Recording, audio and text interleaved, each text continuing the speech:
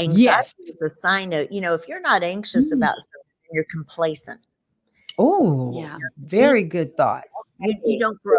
You won't Huh. move. You won't grow. You won't change. So anxiety is there to tell you that something is not right, and that you Mm. need to look at things a little bit closer, and maybe, formulate a little different decision. And anxiety can be a good thing. It can Mhm. forward. It can make you grow, because if Mhm. not, if you're never anxious about anything, you're just going to stay where you are comfortably and happy all the time, and things will not get bigger and better and grow for you. So, And that's not realistic. yeah, Right. it's Yeah. not realistic. Okay, Yeah. Abigail got something, and we're gonna go at we're already there. We gotta wrap this thing I up. know. Mhm. I wanted to add something because I actually learned this from you, Miss Carter. When Mm. I first interviewed with Miss Carter, and I've been here about 2 years, almost exact, a little Yeah, over 2 years. 2 years. Mhm.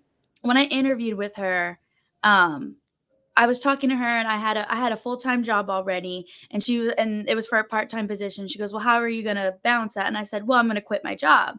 And Mhm. she was like, "I love that because you're betting on yourself." Mhm. Yeah, And so I think Mm-hmm. betting on yourself is half the battle. yeah, Right. Probably 80% of the battle Yes. is betting on yourself and knowing what you're capable of. And like you said, Dr. Pinkston, I think having anxiety and discernment is still important, because you don't want to just, because you're so eager to change, you don't want to like jump on something that is Right. not going to be beneficial to you. right. So you still want to have those that Cautious, cautious, anxious, yes. yeah. But I really, that has always stayed with me ever since I met you, Miss Carter. The bet on yourself. Well, it was so funny just to see someone so young and excited, didn't know me, didn't really know anything about my company, and said, "Hey, I'm going to give up a full-time job to first, and let's tell the truth, to be an intern." Yeah, Mhm. She didn't even have a part-time job yeah, to be an intern and come in here as an intern. And that's when you really believe that you have it in you. And if even if it didn't work out here, it was gonna work out because you believed and you betted on yourself. absolutely. So Yeah. Absolutely. It was yeah. something to add to your resume. It was something that Yes.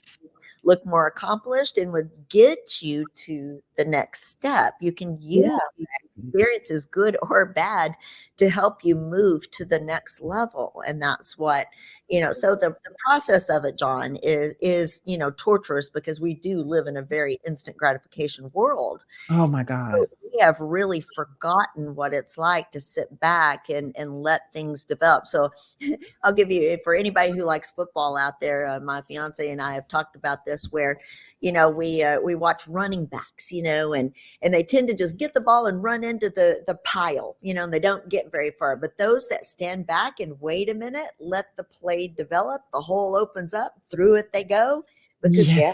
back and waited and looked for it. And that is the difference between a successful running back and one who's not successful. Yeah. You can't be Yes. impulsive either. Yes. Yeah. You have to sit back and play it out. Day, I know you want to come in. I can read your face. I see it. Poor She's baby. sitting No, there. y'all. She's sitting there like, I'm going Oh, to sit here so John, gracefully and wait on my time because I'm that's coming. okay. Give I it was to gonna let us. y'all have it because listen, me and John are in the same boat. Okay, John, I'm right there with you. Trying to that is my Achilles heel, is wanting to fix everything. No, is this right? Is this the right path? And I'm still learning how to navigate that. I do love what Dr. Pinkston said about how it's a natural sign. Mhm. And I actually learned this. I don't know if you guys have seen the new Inside Out. I got little kids, so that's what we watching.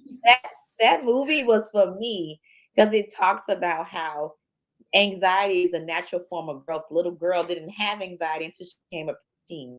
And now Mm. from then on, this is a emotion that she developed that we still have as adults. And so all it was just her growing. And now she has to know how to manage it. That it's a Mm. sign that something is changing or something needs to be addressed.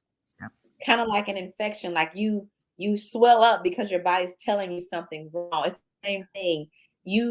Anxiety is a part of who you are, and it doesn't mean that it's going to debilitate you or make you not make decisions. It's just you say, oh, okay, I feel like I'm anxious.